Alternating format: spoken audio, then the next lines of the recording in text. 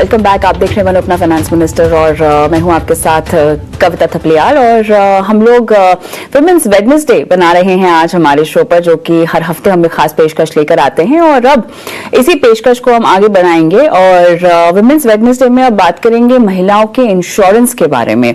क्या insurance covers को लेकर महिलाओं के पास कोई अलग विकल्प है? किस तरह की इंश्योरेंस पॉलिसीज या इंश्योरेंस कवर्स महिलाओं को बिना भूले, बिना कोताही बरते अपने पास रख लेनी चाहिए, खरीद लेनी चाहिए? इसी पर थोड़ा सा फोकस करते हैं। हर्षवर्धन रुंगटा, CFP रुंगटा सिक्योरिटीज मेरे साथ जुड़ गए हैं।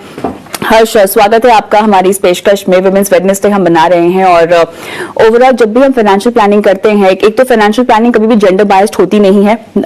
पुरुषों के लिए अलग निवेश के विकल्प हो, महिलाओं के लिए अलग से निवेश के विकल्प हो, ऐसा नहीं होता है। हाँ, दोनों की अप्रोच और माइंडसेट इन्वेस्टमेंट्स को लेकर अलग अलग हो सकती है, लेकिन जब बात आती है इंश्योरेंस की, क्या इंश्योरेंस भी ऐसा ही है? कोई खास फर्क नहीं है पुरुषों के लिए इंश्योरेंस और महिलाओं के लिए इंश्योरेंस की अनिवार्यता को लेकर?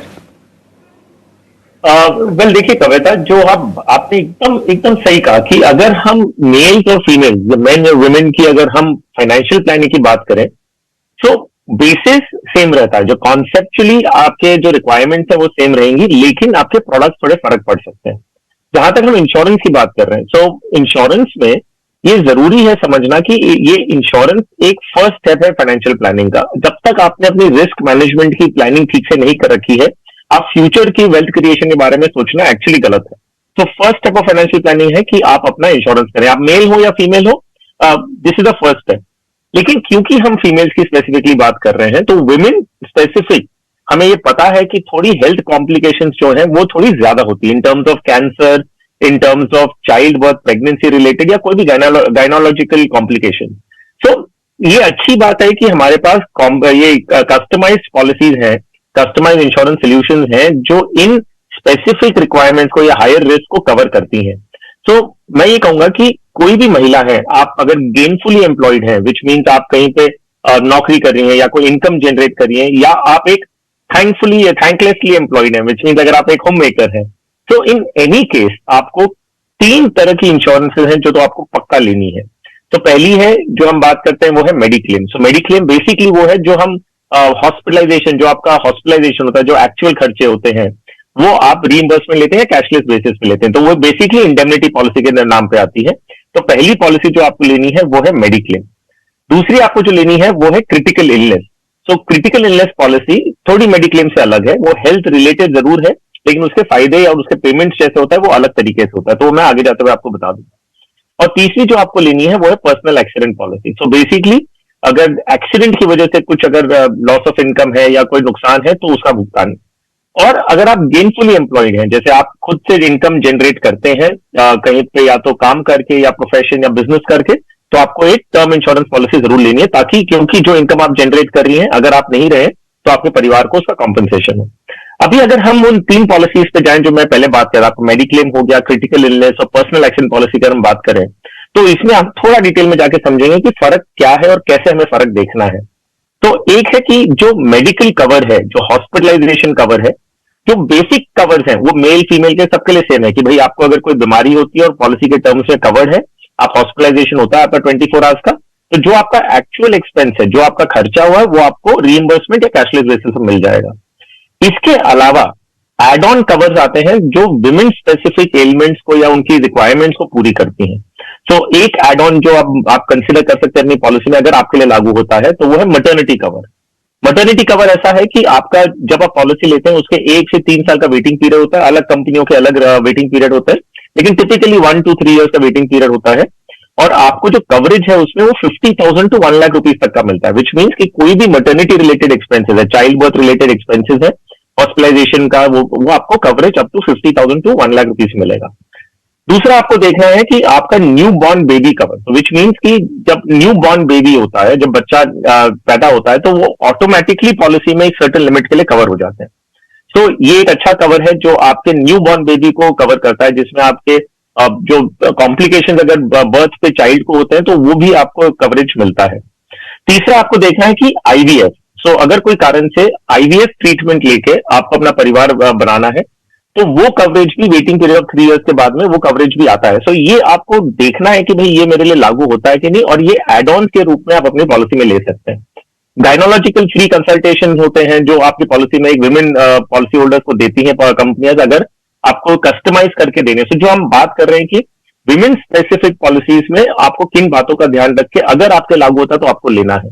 फिर सरोगेसी कवर ऑफकोर्स है कि अगर सरोगेसी रिलेटेड कोई एक्सपेंसेस है तो आप वो भी कवर कर सकते हैं। सो मेडिक्लेम में एसेंशियली जैसे मैंने कहा कि जो बेसिक कवरेज है, जो स्टैंडर्ड कवरेजेस है, जो आपके खर्चे, जो हेल्थ रिलेटेड ट्रीटमेंट का पैसा देते हैं प्री हॉस्पिटलाइजेशन, हॉस्पिटलाइजेशन के दौरान एंड पोस्ट हॉस्पिटलाइजेशन, तो हर्ष, ये तो बेसिक कवर्स तो मेरे ख्याल से सेम ही होंगे, लेकिन अब जैसे कि आपने सरोगेसी, आईवीएफ और बाकी जो महिला कॉम्प्लिकेशंस का जिक्र भी किया है, ये आप अपनी कॉम्प्रिहेंसिव इंश्योरेंस पॉलिसी पर एक राइडर के तहत ले सकती हैं, या ये अलग पॉलिसीज की तरह भी बेची जाती हैं? क्योंकि इन सब चीजों को लेकर जागरूकता बढ़ रही है। देखिए, बाजार में इन सब चीजों को लेकर डिमांड भी बढ़ रही है। तो क्या इंश्योरेंस कंपनियों ने अलग से कवर जो इस तरह के फीचर्स के साथ आते हैं प्रदान करने शुरू कर दिए हैं? अगर कर दिए हैं तो कितने महंगे हैं? अगर राइडर के तौर पर लेना है तो कितना महंगा होगा?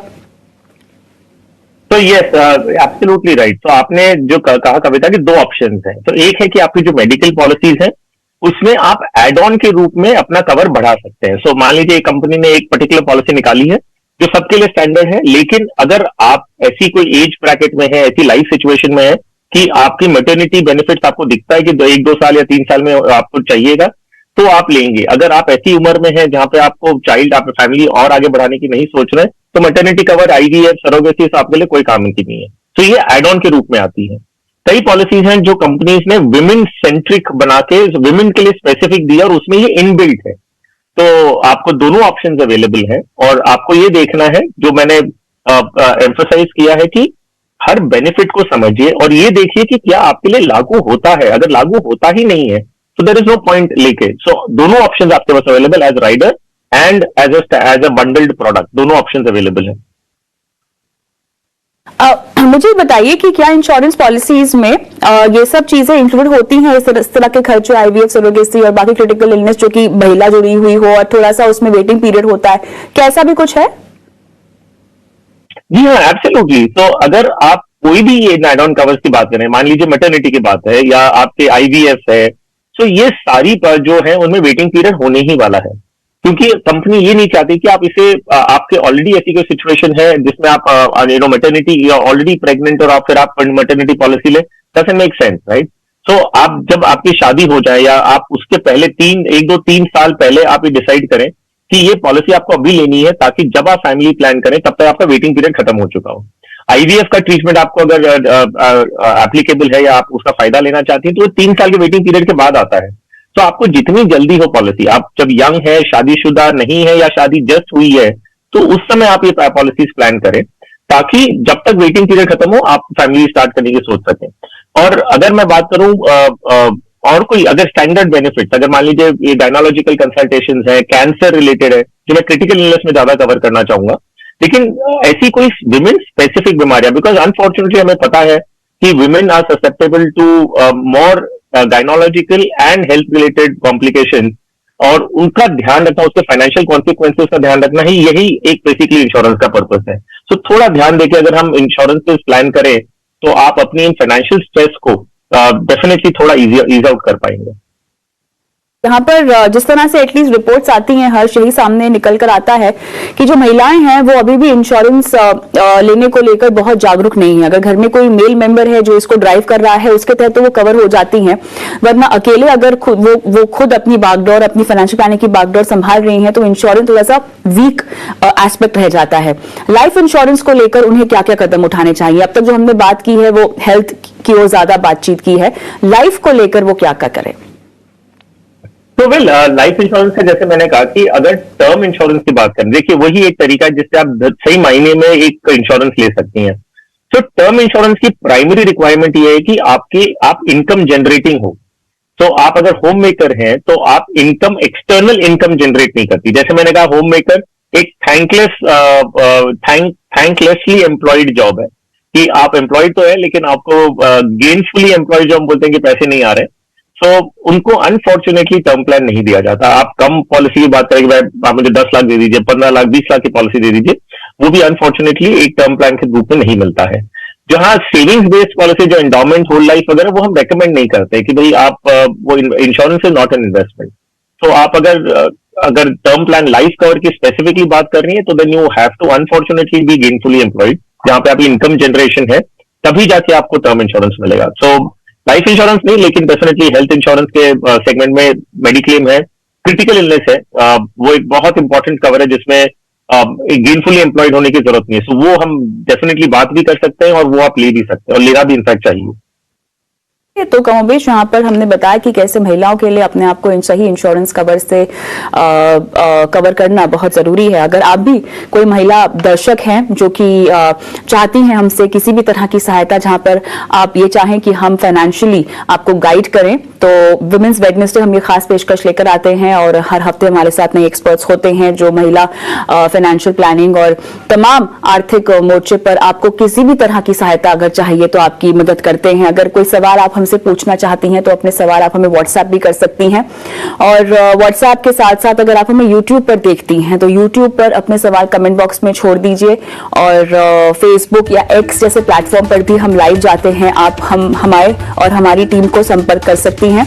और वुमेन्स वेडनेसडे हर बुधवार को हम ये खास पेशकश लेके आते हैं, आप इस शो का हिस्सा भी हो सकती हैं। अगर अपनी फाइनेंशियल पोर्टफोलियो को आप बनवाना चाहती हैं तो आप हमारे शो में शिरकत भी कर सकती हैं। चलिए दर्शकों के सवाल लेंगे छोटे से ब्रेक के बाद, और हमारे साथ आदित्य शाह भी जुड़ेंगे जो आज दर्शकों की फाइनेंशियल प्लानिंग करेंगे।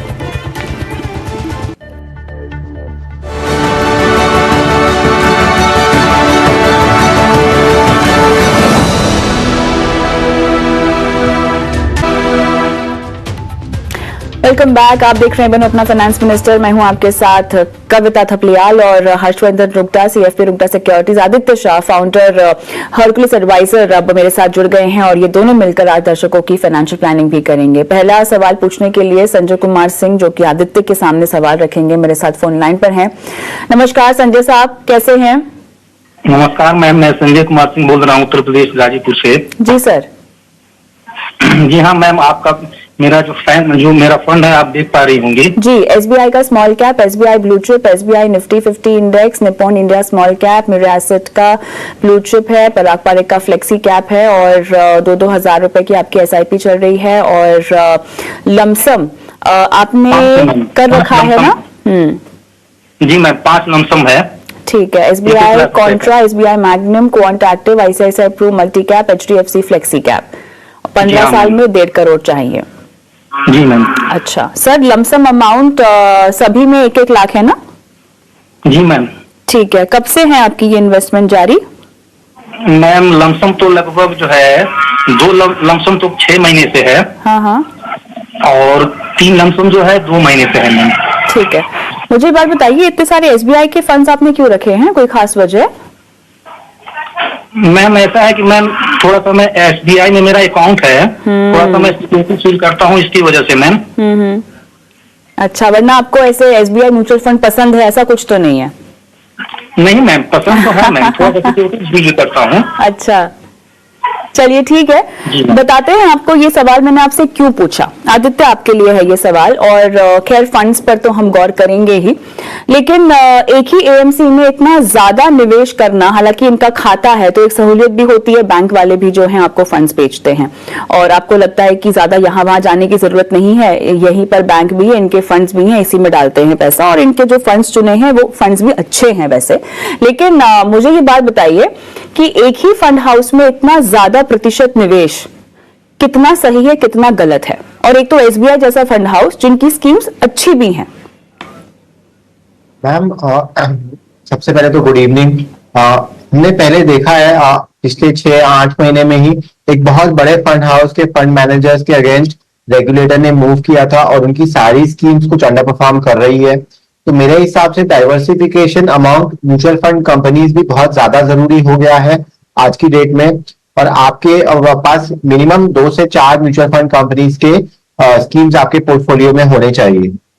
एसबीआई एक बहुत बढ़िया म्यूचुअल फंड है, कोई डाउट नहीं है, पर आगे जाके हो सकता है कि हालात इतने अच्छे ना रहे तो समझदारी है कि अभी से डाइवर्सिफिकेशन करके चलना है, सबसे पहली बात। दूसरी बात, इन्वेस्टर के पोर्टफोलियो के अंदर बहुत सारे फंड्स हैं और इतने सारे फंड्स की जरूरत नहीं होती है वेल्थ क्रिएशन में। अगर एक म्यूचुअल फंड में 30 से 50 स्टॉक्स होते हैं और अगर आप 4 से 5 स्कीम्स होल्ड करते हैं तो नियरली अबाउट 100 से 150 स्टॉक आप होल्ड कर रहे हैं, जो कि मोर देन इनफ है आपके वेल्थ क्रिएशन में।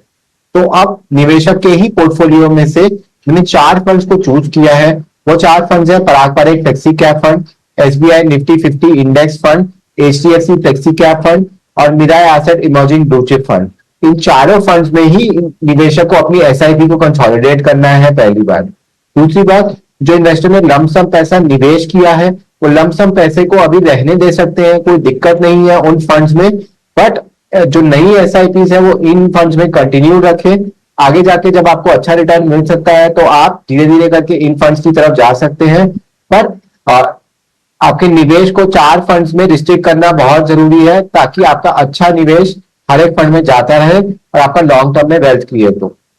ये तीसरी बात। चौथी बात, जो कि आप SIP कर रहे हैं वो इनफ नहीं है आपके लॉन्ग टर्म गोल्स को रीच करने के लिए। तो मेरे हिसाब से या तो आप 10% से SIP को हर साल बढ़ाते रहिए, जो कि लाजमी है और मेरे हिसाब से आप कर भी सकते हैं, या फिर आपके जो गोल्स है उसको 5 साल से मिनिमम आगे बढ़ाएं, तब आप शायद अपनी गोल्स की तरफ रीच कर सकते हैं। सिंह साहब, उम्मीद करते हैं आपको सलाह समझ में आ गई हो। और इस बीच मेरे ख्याल से आदित्य, थोड़ा सा आपके फ्रेम में दिक्कत हो रही है, शेकी हो गया आपका फ्रेम, तो मैं चाहती हूं कि आपका फ्रेम एक बार ठीक हो जाए, फिर वापस से आपके पास आएंगे सवाल लेकर दर्शकों के। इस बीच हर्ष के लिए दर्शक मेरे साथ जुड़ गए हैं, सज्जन सरोहा। नमस्कार सज्जन जी, कैसे हैं? बढ़िया मैडम जी, बढ़िया जी। कहाँ से बोल रहे हैं सर? मैडम मैं सोनीपत हरियाणा से बोल रहा हूँ जी। अच्छा, बहुत बढ़िया। घर के बाहर है लगता, पीछे हॉर्न वॉर्न की आवाज आ रही है। बिल्कुल, मैं बाहर ही आया था मैडम, अभी कॉल आया आपका। अच्छा, इसलिए मैं थोड़ा अच्छा चलिए, धन्यवाद आपने सवाल भेजा। फटाफट आपका सवाल हम हमारे एक्सपर्ट के सामने रखते हैं। Nippon small cap, Quant small cap, Motilal Oswal mid cap, Parag Parikh का फ्लेक्सी कैप और कोटक इमर्जिंग ब्लू चिप, है ना सर? जी मैडम जी। यही साल से निवेश शुरू किया है? जी मैडम, मैंने लेटेस्ट अभी स्टार्ट किया है प्रीवियस मंथ से जी। प्रीवियस मंथ से ही, चलिए बहुत अच्छा किया। अगर पहले शुरुआत करने से पहले सवाल दिया होता तो ज्यादा आपको अच्छे से गाइड कर पाते। अभी जो आपने पोर्टफोलियो बनाया है वो बहुत ज्यादा केंद्रित है मिड कैप स्मॉल कैप की ओर, जाहिर बात है आपने रिटर्न देखकर शायद ये निवेश किया होगा। बहरहाल हर्ष, आपके पास है ये सवाल, समझाएं इनको। तो पहली बात कविता, 4,500 रुपए अगर महीने के निवेश कर रहे हैं उसके लिए 5-6 स्कीम्स की बिल्कुल जरूरत नहीं है। तो बहुत क्लियरली बात है कि भाई आपको डाइवर्सिफाई करना है, बहुत अच्छी बात है, लेकिन क्या 5 या 6 स्कीम में 500-1000 रुपए इन्वेस्ट करके क्या आपको रियल डाइवर्सिफिकेशन पर्पस मीट हो रहा है? I don't think so. हर एक स्कीम जो है ना वो सज्जन जी, हर एक स्कीम जिसमें आपने इन्वेस्ट किया ना उसमें 30 से 40 कंपनियों में निवेश हो रहा है। तो आप 500-1000 जितना भी रुपया डाल रहे हैं वो 30-40 कंपनी में डिवाइड हो रहा है। अगर हम दूसरी स्कीम देखें उसमें भी 30-40 कंपनियां हैं, तो इतना डाइवर्सिफिकेशन आपको जरूरत नहीं है। और अगर जैसे कविता ने बताया कि आपका जो पोर्टफोलियो वो मिड एंड स्मॉल कैप की तरफ ज्यादा कॉन्सेंट्रेटेड है, तो ये इशू क्यों हो रहा है? पिछले 1-2 साल में कविता जितने हमारे पास क्वेरीज आती हैं हम देखेंगे कि उसमें मिड एंड स्मॉल कैप बहुत ज्यादा है। कि कारण जितना मुझे समझ में आया वो ये है कि हर एक निवेशक जो है उन्होंने सिर्फ फास्ट रिटर्न देखा कि मिड एंड स्मॉल कैप में बहुत अच्छे रिटर्न मिल रहे हैं, तो क्यों ना हम उसी में अपना एक्सपोजर बढ़ाएं। लेकिन ये तरीका नहीं है सही कि आप इसी तरह से अपना पोर्टफोलियो आगे बढ़ाते रहें, क्योंकि आपको एलोकेशन सही होना बहुत जरूरी है। तो मैं आपके लिए सज्जन जी ये काम करके दे रहा हूं कि आपके जो इन्वेस्टमेंट्स हैं, जो 4,500 रुपए आपने बताए, वो आपके 5-6 स्कीम है, उनमें से ही हम 3 स्कीम लेंगे और उसमें डिवाइड इन्वेस्ट करेंगे। तो पराग पारेख फ्लेक्सी कैप में आप 2,000 रुपया निवेश करें, जहां पे आप आज की तारीख में 1000 कर रहे हैं। कोटक इमर्जिंग इक्विटी में 1500 और निप्पॉन स्मॉल कैप में 1000। तो आपके पास large cap oriented flexi cap है, आपके पास mid cap and small cap. बाकी की सारी स्कीम से आप पैसे निकाल के इन्हीं 3 स्कीम से वापस री इन्वेस्ट कर दीजिए। और आगे जाते हुए भी अगर आपको इन्वेस्टमेंट बढ़ाना हो, मान लीजिए 10,000, 15,000 या 20,000 तक भी करना, तो इन 3 स्कीम से करेंगे तो काफी है। ये सज्जन जी, आप हैं मेरे साथ फोन लाइन पर, समझ में आई आपको सलाह? मैडम आ गई मैडम। एक क्यूरी और है जी मेरे सर से। सर मेरा ना एक LIC में 1,25,000 पर एनम जाता है जी। ओहो। वो मेरे को 5 ईयर हो गया देते हुए जी। सर पॉलिसी का नाम बताएंगे सज्जन जी?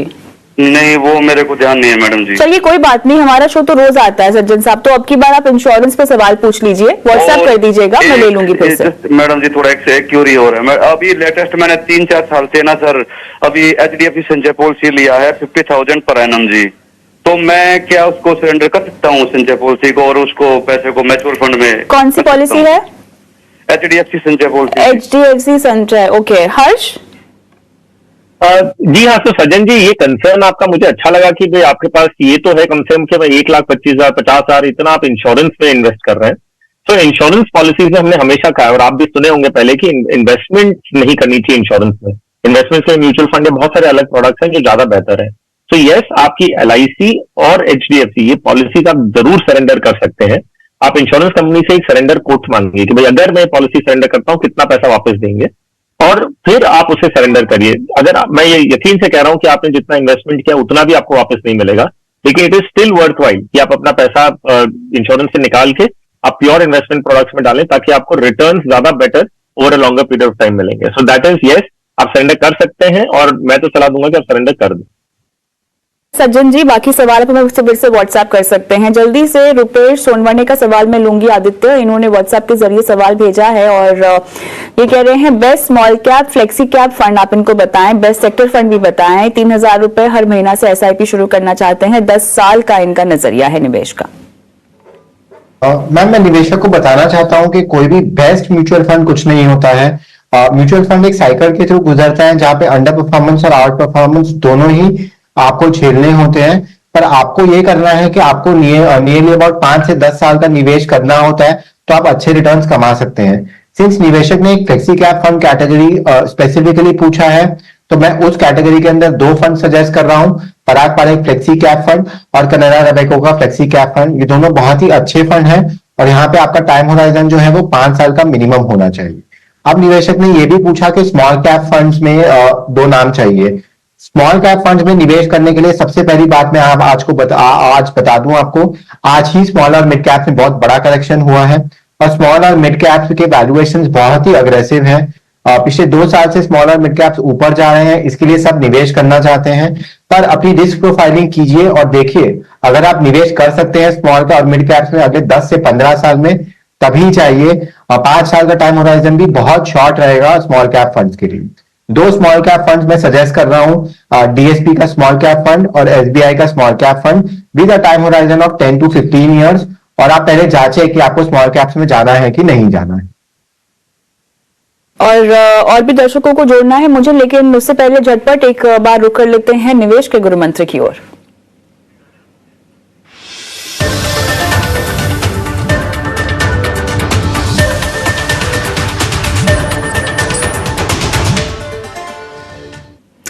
हर्ष आपके पास आऊंगी। पहले निवेश का ऐसा कौन सा गुरु मंत्र जो अपने पूरे इन्वेस्टमेंट जर्नी में निवेशकों को ध्यान में रखकर आगे बढ़ना है? सोवेल कविता, अभी जो सिचुएशन है, जितनी हमारी क्वेरीज हैं उनसे मैं एक क्यू लेके एक सलाह दे रहा हूं। ये एक बहुत सही मौका है कि आपने अगर अपने पोर्टफोलियो में कोई भी गलतियां की हो वो सुधारने के लिए बहुत अच्छा मौका है। क्या मैं कहने की कोशिश कर रहा हूं, पिछले हम 1-2 साल से देख रहे हैं कि बहुत सारे नए निवेशक म्यूचुअल फंड इंडस्ट्री में जुड़े हैं, इक्विटी इन्वेस्टिंग कर रहे हैं, मार्केट ऑल टाइम हाई पे। तो आपने कोई भी स्कीम में इन्वेस्ट किया होता, आप आज की तारीख में आप एक प्रॉफिट में, आपका पोर्टफोलियो प्रॉफिट में होगा। लेकिन ये जो mid cap and small cap में जो एलोकेशन है और सिर्फ फास्ट रिटर्न देखते हुए या कोई सेक्टर फंड में आपने इन्वेस्ट किया, IT हो या कुछ भी जिसमें भी आपने इन्वेस्ट किया हो, आप अभी देखिए कि क्या ये सही तरीका है आपके पोर्टफोलियो को बनाने का। आइडियली क्या हम कहते हैं कि आपकी रिस्क प्रोफाइल देखते हुए आप large mid and small cap में एलोकेशन अलग अलग तरीके से करें। सो आज की तारीख में अगर आपने अपना जो एग्जिस्टिंग पोर्टफोलियो बनाया है कुछ भी देखते हुए बनाया हो, आज आप प्रॉफिट में, ये मौका मिल रहा है आपको कि आप अपनी गलती प्रॉफिट में होते हुए सुधारें। अगर कोई कारण से मार्केट टर्न हुआ और नीचे गिरा तो आपको ये गलती नुकसान करते हुए सुधारनी होगी। सो आज की तारीख में प्रॉफिट है, गलती सुधारने का अच्छा मौका मिल रहा है। जहां भी आपने ओवरलोड किया है मिड कैप स्मॉल कैप का कोई सेक्टर फंड का जो आपकी प्रोफाइल को सूट नहीं करता है, प्रॉफिट में है, बेच दीजिए और अपनी एसेट एलोकेशन को लार्ज मिड स्मॉल कैप या सेगमेंट एलोकेशन को अपनी रिस्क प्रोफाइल से मैच करते हुए करिए। ये मौका बार बार नहीं मिलेगा। बहुत ही उम्दा। आदित्य बताइए आपका गुरु मंत्र आज हमारे दर्शकों के लिए। मैम अभी ही हमारे एक निवेशक ने कहा कि वो लाइफ इंश्योरेंस और इन्वेस्टमेंट को साथ में जोड़ रहे हैं। मेरी निवेशकों को सलाह रहेगी कि लाइफ इंश्योरेंस की आपको जरूरत है या नहीं, उसको पहले इवैल्यूएट कीजिए। वो इवैल्यूएशन करने के बाद लाइफ इंश्योरेंस में टर्म प्लान के अलावा कुछ भी मत खरीदे। लाइफ इंश्योरेंस और निवेश को अलग रखें। लाइफ इंश्योरेंस में टर्म प्लान खरीदे और जब निवेश करना होता है तो वो म्यूचुअल फंड्स के थ्रू करें। म्यूचुअल फंड एक बहुत अच्छा टूल है निवेश करने का, और वहां पर रिटर्न्स आपको लाइफ इंश्योरेंस के साथ जोड़ने के बाद जो रिटर्न्स मिलते हैं उससे कहीं ज्यादा मिलेंगे। तो लाइफ इंश्योरेंस और निवेश को अलग रखें। लाइफ इंश्योरेंस के लिए टर्म प्लान चूज कीजिए और निवेश के लिए म्यूचुअल फंड्स को चूज कीजिए। चलिए झटपट एक आखिरी सवाल शो का मैं लेना चाहती हूं, जो एक महिला दर्शक का है। हर्ष आपसे पूछना चाहेंगी। मोनिका मेरे साथ फोन लाइन पर है, इनकी उम्र 24 साल की है और आपसे इन्वेस्टमेंट स्ट्रैटेजी जानना चाहती हैं। मोनिका हाय, गुड इवनिंग। अपना सवाल आपने हमें भेजा, बहुत बहुत धन्यवाद। क्या करती हैं, कहाँ से बोल रही हैं? गुड इवनिंग मैम, मैं अभी जॉब करती हूँ मीडिया सेक्टर में। अच्छा। मेरा सवाल है कि मैंने 3 फंड में इन्वेस्टमेंट कर रखी है। जी, मेरे पास फंड्स के नाम है, क्योंकि समय थोड़ा सा कम है तो मैं झटपट बोल देती हूँ। ICICI Pru blue chip, Quant का small cap, Motilal Oswal mid cap. 5 साल में आपको 10 लाख रुपए चाहिए। जी मैम, और क्या इससे बेटर और किन फंड्स में पैसे डाल सकते हैं, और 5 साल में कैसे एक अच्छी इन्वेस्टमेंट मिल सकती है, 10 लाख तक हो सकती है? निवेश को आप 30% तो अपनी सैलरी का डाल ही रही हैं, और मैं चाहती हूँ कि आपकी सैलरी जैसे से बढ़ेगी वैसे वैसे अपने इन्वेस्टमेंट को भी आप बढ़ाएंगी ना? जी मैम। पक्का प्रॉमिस आज आप शो पर पूरे देश के सामने ये वादा कर रही हैं? जी मैम, बिल्कुल आगे फ्यूचर में बढ़ेगी। चलिए, सराहती हूँ, आपने बहुत अच्छी उम्र में और बहुत जल्दी शुरुआत की इन्वेस्टमेंट की। हर्ष, मेरे पास समय वाकई कम है, लेकिन आप फटाफट मोनिका की फाइनेंशियल प्लानिंग कर दीजिए। देखिए मोनिका, अच्छी बात है कि जो स्कीम्स आपने ले रखी हैं वो अच्छी है। तो तीनों स्कीम्स अच्छी हैं, तीनों अलग सेगमेंट की है, large mid and small cap. तो इन्हीं तीनों स्कीम में कंटिन्यू करिए। अभी आज की तारीख में आप टोटल में 2000 निवेश करें, लेकिन आप कह रही हैं कि आप 6000 तक कर सकती हैं। तो इन तीनों स्कीम्स में आप 2-2000 करके इन्वेस्ट करें तो 6000 रुपए आपका हो जाएगा। जहां आपका लक्ष्य का सवाल है कि 5 साल में आपको 10 लाख चाहिए, तो देखिए 6000 रुपए महीने का करने से 5 साल में लगभग 4 लाख एक्सपेक्ट कर सकते हैं। तो 10 लाख नहीं होगा, लेकिन जैसे आपने अभी प्रॉमिस किया है कि आप अपनी SIP हर साल बढ़ाएंगी, तो यस, बढ़ाते रहिए। जितना अपने लक्ष्य के पास आएंगे उतना बेटर है। 10 लाख नहीं तो कम से कम 6, 7, 8 लाख, जो भी जितना लक्ष्य के पास आ जाए उतना आपके लिए बेटर होगा। All the best Monica. मैं चाहती हूँ कि आप अपने सवाल, अगर और भी कुछ हो इन्वेस्टमेंट को लेकर, तो हमें भेजें। और आदित्य, हर्ष, धन्यवाद आप दोनों का, समय निकाला, दर्शकों का मार्गदर्शन किया उनके फाइनेंशियल पोर्टफोलियो को लेकर। और इसी के साथ दोनों अपने फाइनेंस मिनिस्टर में आज के लिए इतना ही, लेकिन जाते जाते मैं आप सभी को छोड़ जा रही हूँ हमारे व्हाट्सएप नंबर के साथ, और साथ ही हम YouTube पर भी लाइव इस वक्त आप देख सकते हैं, प्लेलिस्ट पे पुराने शोज भी देख सकते हैं। कमेंट बॉक्स पे अपने सवाल डालिएगा और हम आपकी लाइव फाइनेंशियल प्लानिंग करेंगे शो में। नमस्कार।